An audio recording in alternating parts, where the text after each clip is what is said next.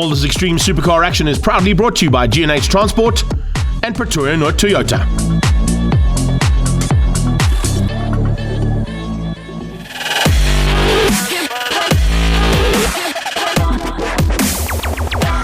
Out on track at the moment, you can hear them, the roar and the thunder of the G&H Transport Extreme Supercars, and helped out this weekend by Pretoria North Toyota as well. It is fantastic to see such a big field of Lamborghinis, Porsches, Ferraris, you name it, they are ready to go.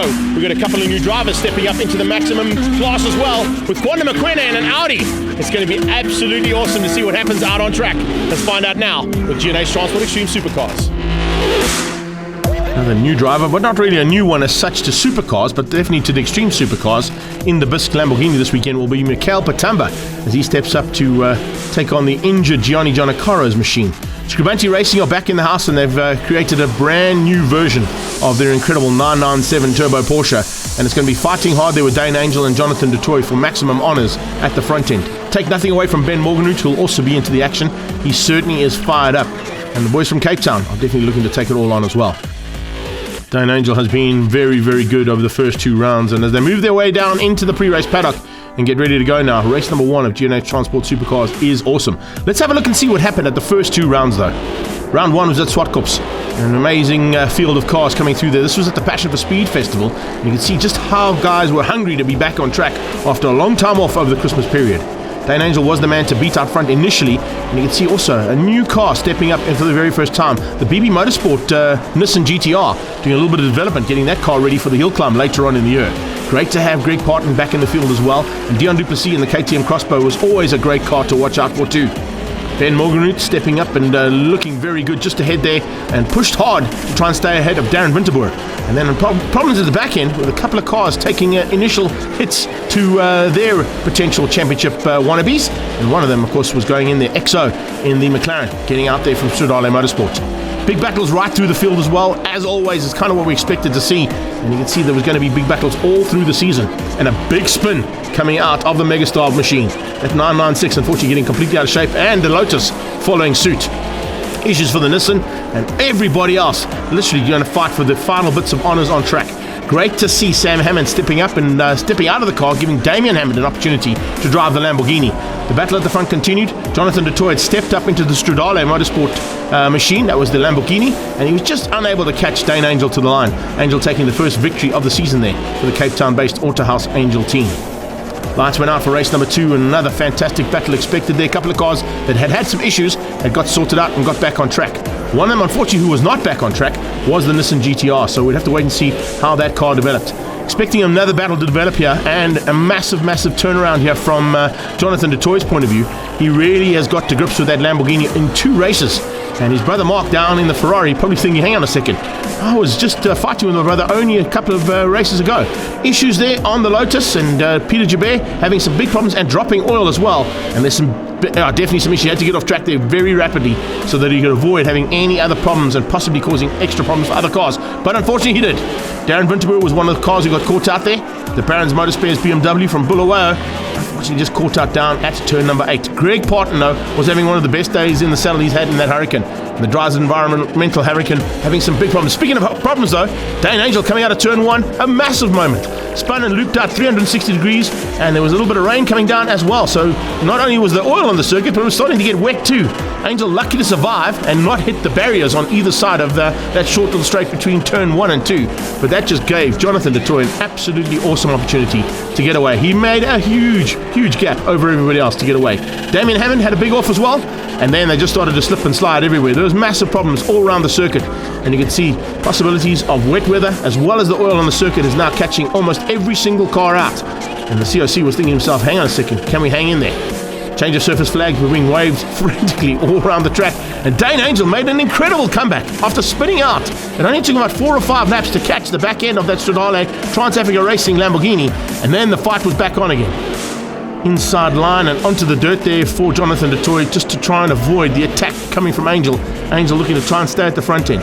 Aranji's also having some problems of his own, and EXO was back on track, but he was battling to keep the car on track, and eventually the COC made the call, brought out the red flag and said, no, enough's enough. It's getting too dangerous out there. We then headed to Cape Town. It was the first round of the Extreme Festival and round 2 of this championship at the Killarney International Raceway, which meant that the local boys would probably have a little bit of extra play and a couple of other top guns coming to play. And when I say top guns, 2 Ferraris to be exact, as the 2 Ferraris coming out of Autohaus Angel joined Dane Angel, and great to have Marcel back in the hunt as well. At the front end though, there was a battle expected big time there between the Ferraris, Lamborghinis and the Porsches, and incredible to watch how Damien Hammond had come from only one race in the Lamborghini to be in the top 5 fight in that Super Trofeo. Another car that was right up there as well, and learning from basically the start of the season how to drive this car was Jonathan du Toit. He was incredible to watch, and considering the fact that it was only his second time out in the car, he was showing the local boys and the rest of this pack of Extreme Supercars the way around. There was not anybody who could even come close to him. Dane Angel and Marcel Angel were fighting hard. Dane swapping things out there from the Porsche into the Ferrari, and fighting there with Greg, partner in the environmental car. That Hurricane, absolutely brilliant down here in Cape Town. And this is the kind of action we got to see all day long. Chopping and changing, switching up positions, looking for opportunities, and man, the opportunities is right up there. And this is to see Arnie Neveling running in the R8, just doing a little development on that Audi out of Stradale Motorsport. And all the action, of course, started to come to a fray and to the forefront right at the end and the closing stages of this race. Coming up on the back end there of one of the GNH Transport BMWs, that could be Jimbo Giannacara there in the older car. But no one was even close and could even run and match the pace of Jonathan du Toit. He's already looking like there's a good possibility of Class A plus going his way. Continued action as well all the way through the field as Arnie Neveling started to put the pressure onto the back end of Hammond. Hammond soaked it up very nicely. And coming to the line, Jonathan du Toit was not going to be touched, not going to be matched at all. And it was a massive margin in race number 1 that he was able to open up over the rest of his competitors in GNH Transport Extreme Supercars. Race 2 later on in the day, also an incredible lineup, and great to see Franco Scabanti back on the grid. Had some issues on the Porsche on the start of the race day, but he got them all sorted out in time for race number 2, and he led into Holzhoek for the first time. Brilliant start there from the Porsche. He was the man to try and catch now, and Jonathan du Toit was certainly not going to have it all his own way as he'd had in the first heat. Not particularly if Franco Scabanti could get away. We know how fast Scabanti can go around this circuit. We've seen it in the past. He's set outright lap records in both this Porsche that he's in now, a slightly earlier version of it, and also in his B29 Chevron. And he knows the way around here. He knows how to avoid the bumps, and he definitely was putting it into great practice here, leading them out. And this big field of cars, we're soon starting to get into the big battles that were expected. They open up a little margins between each other, but those gaps would basically fall into 3 or 4 cars having their own little fight. Arnie Neveling with a much better start this time. Oh, and some problems as the Nismo machine of Giannacara getting sent wide. Well, it's Giannacara's car, but being developed there by Charles Arungis at this event. And Arungis is going to be handing that car, of course, to Gianni Giannacara in that Bisque Lamborghini. He was looking forward to stepping it up at the next round.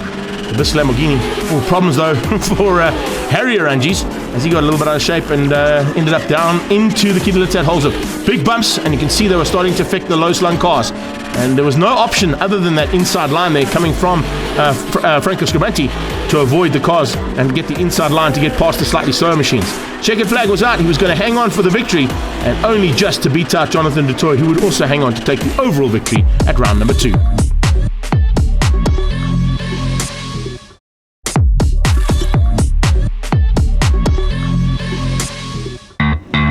Back to round 3 action now as the cars roll out. They're led out by Jonathan du Toit, the 2 Porsches behind him looking to take him on. And then it's Morgenroot Auto, Ford and Mazda dealership there with the Lexus. Greg Parton back in the Dryzit Environmental Lamborghini Hurricane. Marius Jackson stepping up into that R8. He's now bought the car and is going to be certainly a man to watch out for as he improves every single session. As they come through there, nice to see a whole bunch of cars there, including Mikael Patamba, one of our youngest drivers ever to be involved in this category. Look at the starting list. Jonathan du Toit, Dane Angel front row. Scabanti and Morgenroot are the second row. Parton and Marius Jackson ahead of Ricky Giannacara and Damien Hammond. Then it's Nicky Dixon, Mikael Patamba, Honda Mokoena and Arnie Neveling at the back, looking to come through there as rapidly as possible. But expect a big battle here between these front 3 cars.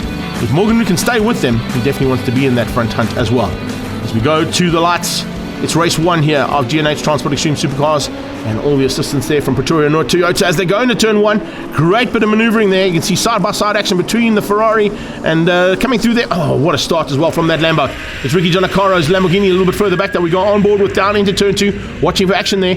Drives Environmental Hurricane diving on the inside. Ben Morgenroot being demoted down 1 position, and Jackson trying to hunt them down and stay with those 2 cars.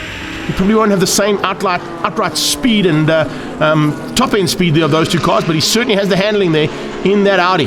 As they come into turn 4 further back, Nicky Dix under pressure almost instantaneously as they head to the top of the hill. You can see he's going to have a bit of a fight on his own from the rookie, and that is Kwanda Mokoena in the second of the Audis. Second battle that we're on track at the moment is between Morganhood and Jackson. Jackson trying to find a way through there. Looks like Greg Parton getting away ever so slightly from this little battle as they start to hunt it out. It's Angel who leads out ahead, and Dane Angel wants to try and stay now ahead of both the Lamborghini of Jonathan du Toit, and behind him a slightly ailing Porsche. There's a bit of an issue on that Porsche from Franco Scribante. He's just had some problems there with the front suspension, and definitely trying to just nurse that car to as high a position as possible this weekend. And it's not going to be an easy one, particularly when you're seeing your two rivals getting away. That little red mist comes down, and all you want to do is try and stay in the hunt with them, but unfortunately you can see he just doesn't have the same kind of handling. It's fine for the first 2 or 3 laps, but then as that suspension heats up, it just starts to understeer and push the car off the racetrack. We'll keep an eye on that one. That's that machine right there from Scuderia Scribante and Franco Scribante Racing. As they head to the top of the hill, the top 2 are getting away from him. And it's Dane Angel and what a run there. Dane Angel looking at the lap times. Both Dane Angel and Jonathan du Toit, who is now pushing hard, is going under the 1 minute bracket here at Zwartkops. Both those cars under 1 minute. That is an exceptionally fast time on a saloon car. There's not a lot of saloon car drivers who've gone under the 60-second barrier here at Zwartkops, but these two have just done it. So that is just awesome to see the kind of pace that's coming out of these two for the fight at the front here of round 3's race 1. Looks like a bit of pressure being applied there from Jonathan du Toit's point of view to get onto the back of Angel, and Angel is starting to soak it up. He's having to go defensive. Nicky Dix with his own little fight. As you can see, Kwanda Mokoena is all over the back of him. And the second R8 is looking to get through. The GT4 version of that R8 as opposed to the GT3 one up the road. Mikhail Patamba on board here into turn 2, GNH Transport Bisc Lamborghini Super Trofeo. We caught up with him to get his thoughts on driving this incredible car. It's an extremely enjoyable car to drive. It's obviously my first time driving this car here at Zwartkops or anywhere. I find it quite an enjoyable car to drive, yes. Certainly having fun out there. It looks like Dane Angel's got a bit of a problem. Dane Angel slowing up to the top of the hill, and a change up there for first and second. Angel's dropped down to third place. Wonder if that car's gone into limp mode. Looks like he's got it fired up again. Definitely something went wrong there on Dane Angel's car. He's been overtaken by the leader, who is now Jonathan du Toit, and second place, Franco Scribante. Look at the gap that Jonathan du Toit is able to pull over the two Porsches. Now, Angel will be aware that there is an issue there on Scribante's Porsche, and that's why he's applying pressure almost instantaneously to try and come back at him. A great little bit of maneuvering there, and a good hustle to get that car sorted out. Whatever went wrong, he was able to sort of do it on the fly and get it back up and firing again. Now can he find a way through on Scribante? He's late on the brakes and easily done in the end. He knows that Scribante is battling with the front end of that car, and that's why he did a little bit of a do or die there to dive through and get up back into second place. And look at how he just pulls away. You can see there's definitely an issue there between those two 997s. And the one at the back is battling just to try and get it to the line and finish up the race as high up as possible. Kwanda Mokoena still in the fight at the back end and looking for a possibility of getting into single digits. He's not too far away from it, sitting currently in 10th place. If he can just bridge the gap there to Nicky Dix and get through, or maybe catch his good friend Mikhail Patamba, those two will have a bit of a fight, I'm sure. Dix, though, is the meat in the sandwich between Mikhail Patamba in the Bisc and GNH Transport Lamborghini Super Trofeo, and then the 996 Porsche behind that, Nicky Dix, curve and air conditioning man, doing a super job to split the two youngsters. And the two rookies in this class have certainly had a fantastic day. This is not a man who's a rookie in the class, but he is leading his category. Ricky Giannacaro in the second of the GNH Transport Extreme Supercar Lamborghini Super Trofeos. And this one, of course, is nicknamed Ferdinand, his absolute awesome little machine that he loves to be involved in. But let me tell you, he's not having it his own way. Another young man who stepped up into this class and for the first time into a Super Trofeo is Damian Hammond, and he's giving Ricky a bit of a run for his money. Giannacaro will have to be aware of that. Doesn't want to make any crucial mistakes at this point of the race. Coming into the closing stages, Ben Morgan is still hanging on for fourth place. He's just ahead of this battle that's raged all race long. Marius Jackson stepped up into the R8 GT3 for the first time here this weekend, and he's all over the back end of a seasoned campaigner in that Lamborghini Huracan. Man from KwaZulu-Natal, Greg Parton, is loving life being back in extreme supercars, and he is definitely having a big fight there between the R8 and the Huracan. Very similar drivetrains on those cars. Remember, coming out of a similar style factory from the AG. Lamborghini and Audi are sharing technology all the time, and it's great to see. No one's sharing anything with Jonathan du Toit, though. He has got a clean track ahead of him and behind him. There's no one even close to this man, and he's going to go for another victory here in his incredible Trans-Africa Racing and Stradale Motorsport Lamborghini. Second place, Dane Angel is going to hang on. He's about 9 seconds down the road, so whatever the issue is, it's not terminal, but it is definitely affecting his ability to stay with Jonathan du Toit at the front end, after he seemed to have a bit of a limp mode issue there. I'm sure that Devon Lismore and the team from GT Club Sport are going to climb into that Porsche to find out what went wrong and get it sorted for race number 2. Ben Morgenhout, well, he hasn't been able to catch Franco Scribante, but he certainly has that great pace. He'll be looking to take Class A honours here, and looks like, once again, it's not done just yet between these two. Parton versus Jackson. Action Jackson having a fantastic debut in his car, and that's definitely going to be boding well for the future. And a good possibility of him getting onto the podium in his class here for the first time as well in his new car. So not a bad debut for the Mega Fiber and MJR Racing Audi. His teammate further back there has also had a phenomenal day. He's going to take the victory in his class, Kwanda Mokoena, as they try and hang on now for the last part of this one. Coming up into the back markers now, Jonathan du Toit shouldn't have too many issues getting past Nicky Dix. Dix sees him coming, opens the door and says, there you go. Maybe going to try and stay on the back end of the Lambo. No, he just makes a small mistake coming out there, so wasn't able to tag onto the back end of the Lambo. Try and help him to pull him up. Here's Hammond having a go. Damien Hammond having a go right into the closing stages. So Hammond not going to be settling for second place behind Ricky Jonakaro. Damien Hammond definitely wants to put the pressure on. Oh, Hammond's got a problem. We go on board here, and he's pulled to the right-hand side. Here comes Jonathan du Toit on the inside, lapping Mikel Patamba. So 2 bits of action in one there, courtesy of our onboard from Mikel. Thanks for that one, Mix. As you come out of turn number 5 now, it's Jonathan du Toit who continues to lead this race by a comfortable margin over Dane Angel. Angel's got no answer here whatsoever. Ricky Jonakaro could be in trouble as well. The Lambos have all been caught, the Super Trofeos have all been caught here by the Aventador. An incredible drive here once again from Jonathan du Toit. He's actually gone and put in, I think it's the 3rd quickest time ever in a saloon car. Oh, another car out on track that spun out as well. Bit of war of attrition here in the closing stages. Ben Morgenhout still hanging on to 4th place. This battle continues rapidly. Here comes Jackson having a big look on Parton's inside. Parton shuts it all. Oh, Action Jackson is loving life in his R8. This new car of his, he's definitely getting to grips with big time. Dane Angel in 2nd place. Long way down the road though. 9.5 seconds off the back end of the leader as he comes to take the checkered flag. Jonathan du Toit absolutely dominant here in race number 1 and takes the victory at his home circuit for Trans Africa Racing and Stradale Motorsport. Little wave to the crowd there from Jono. Dane Angel finishes up in 2nd place. GD Club Sport with some work to do now on that Porsche to sort out whatever that issue was. He finishes up ahead of Franco Scribante and Ben Morgenhout. It's Greg Parton, Marius Jackson, Ricky Jonakaro, Patamba, Dix and Mokoena making up the top 10. Kwanda just outside of single digits. Let's catch up now with Jonathan du Toit.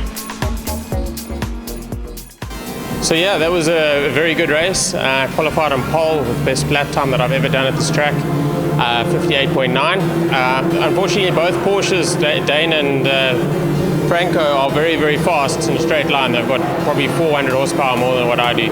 So off the start, Dane got a very good one, got me into turn 1. And then I just put my head down and I thought, well, I'm sure I'll be able to, over 15 laps, find a spot. Then after about 3 or 4 laps, going through turn 3, he slowed slightly. I think he was probably turning the boost down. And I took that opportunity and got past. And then just put my head down and put some nice consistent laps in. But yeah, really thanks to Stradale and to the whole team, really the car's working well. Let's catch up now with 2nd place, Dane Angel. Bit disappointed with the race. We got the whole shot on Jonathan, maintained a bit of a lead with him. It was very close, and then unfortunately we had the same issue as we had in qualifying, the throttles limiting the car to 2000 RPM. So unfortunately Jonathan blasted past us and Franco. Managed to recover the race a bit, but unfortunately it happened 3 or 4 times during the race. So unfortunately, yeah, no chance to catch Jonathan. So hopefully we can find the issue and come back stronger for race 2.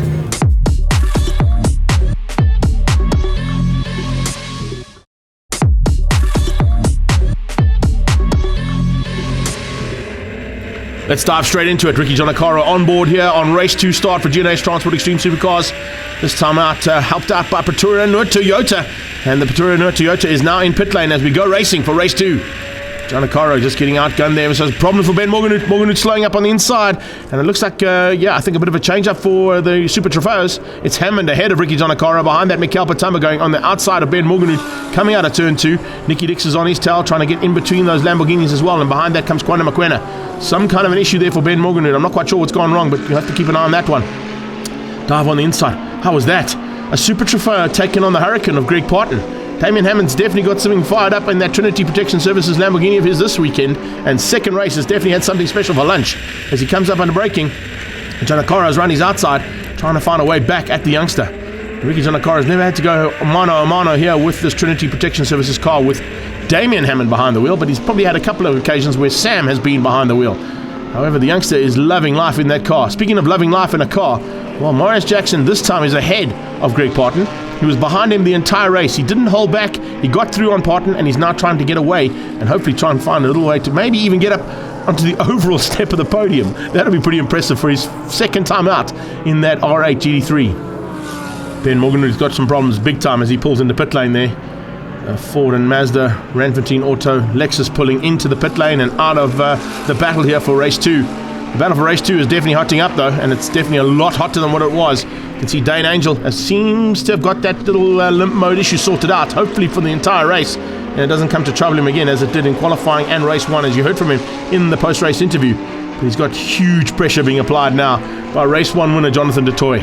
This is a great little battle. We saw it down in Cape Town as well, but it's now raging at Jonathan du Toit's home track as opposed to Dane's one. And looking a little bit further back there to pick up on Franco Scribanti.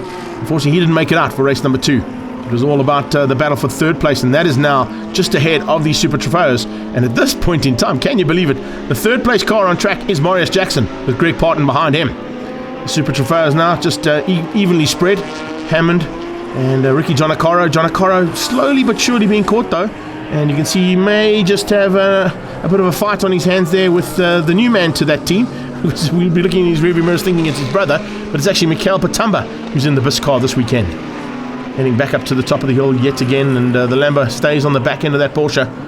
Dane Angel, the Autohaus Angel, and GT Club Sport Porsche keeping the Stradale Motorsport and Trans Africa Lamborghini at bay for now. How much longer can he soak up that pressure? We do know that in qualifying, Jonathan du Toit was able to put in one of the fastest laps ever in a saloon car. It's on the official lap record in qualifying. It has to be done in the race, but he did 2 sub-60 second runs in race number 1. If he can get some clear air, we may even get a chance of seeing him go even faster because it's probably ideal conditions right now for those lap records to drop. There's a bit of clear air other than the Porsche in front of him, and if he can get ahead of that Porsche, he's probably got about 2 laps before he catches the back markers, and then he could put in some really great times. Dane Angel, though, is going to make him work harder than he's ever had to work here. With the straight line speed of the Porsche, the handling of the Lamborghini, it's really a little bit of a chess game being played here between those two cars. They've got their pros and cons all around the circuit.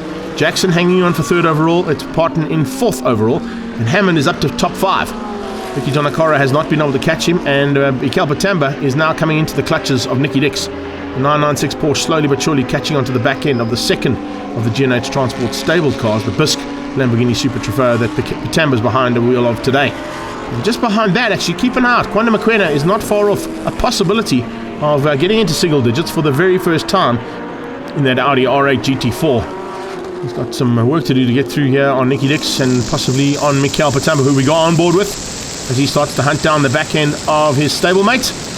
Ricky Jonacaro's got a nice, comfortable gap he can hang on to, but Jonacaro will be a bit concerned about the pace that Hammond has found, and he's not seeming to be able to answer the pace there from Damien Hammond in the Trinity Protection Services Lamborghini Super Trofeo. So 3 Super Trofeos going at it here for GT3 Honours, and just behind that Class C Porsche of Nicky Dix.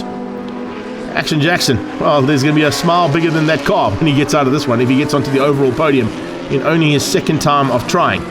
Angel with some problems. Oh, big dive there from the Lambo, and it looks like Dane Angel might be picking up a similar issue. Has he got it fired up again? He has, but I think he's realizing the pressure coming from behind. Maybe he wants to run for a little bit from behind that, but the Lamborghini just went past him like he was looking for parking. Definitely an issue down into braking for G&H Transport corner, and that's allowed Jonathan du Toit to hit the front just before they got to traffic. So this could be ideal timing here for Jonathan du Toit to try and pull a bit of a margin. Ben Morgan is back on track. Good to see that. Whatever the issue is, they seem to have got it sorted out, but he's probably lost about 6 laps there to this field. And Ben Morgan is probably going to go out there to try and score as many points as possible, hopefully get enough to get him those points scored with the percentages that come in at the end of the race. Oh, Nicky Dix with a big moment. Up at the top of the hill. He's feeling the pressure of trying to catch Mikael Patamba and possibly keep out Quanda Mokoena, and it's caught out the 996 Porsche as he ends up in the kitty litter up at turn 5. No worries at all here for du Toit though. Double victory on the day is certainly on the cards, and as we said earlier on, qualifying saw one of the fastest laps ever in a saloon car here from Jonathan du Toit. As he comes to take the checkered flag, it's a done and dusted. What a way to start his proceedings here at his home track. And with that new car and new team, this could be a tough man to beat all season long, particularly if Dane Angel can't find out what's going on there on the Autohaus Angel and TT Club Sport Porsche. Jackson comes for third place. MJR Audi, top spot overall. Brilliant stuff from him ahead of Greg Parton. And an awesome effort there from Ricky Giannaccaro to beat out the rest of the field. Marius Jackson with his first podium overall. Let's catch up with him. I bet he's ecstatic. Ek wil net baie dankie sê aan my spanmaats wat vandag moontlik gemaak het vir my om die beste tyd te doen wat ek kon doen. Sonder hulle dink ek is daar nie 'n MJR Motorsport nie. Ek dink ek het vandag die beste tyd gedoen ooit op die baan 'n 102.9 as ek reg is of 'n 102.5, ek is nou nie seker nie. En ja, jy weet vorentoe gaan ons net sterker gaan, beter gaan. Ons is nog 'n jong span, ons leer die kar ken, maar ons is op die map, ons is daar en ons doen die dinge.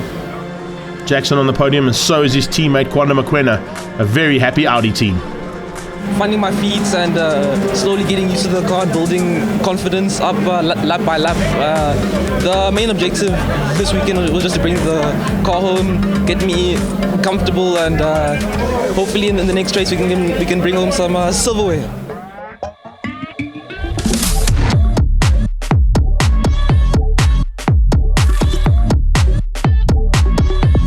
All this extreme supercar action is proudly brought to you by G&H Transport and Pretoria North Toyota.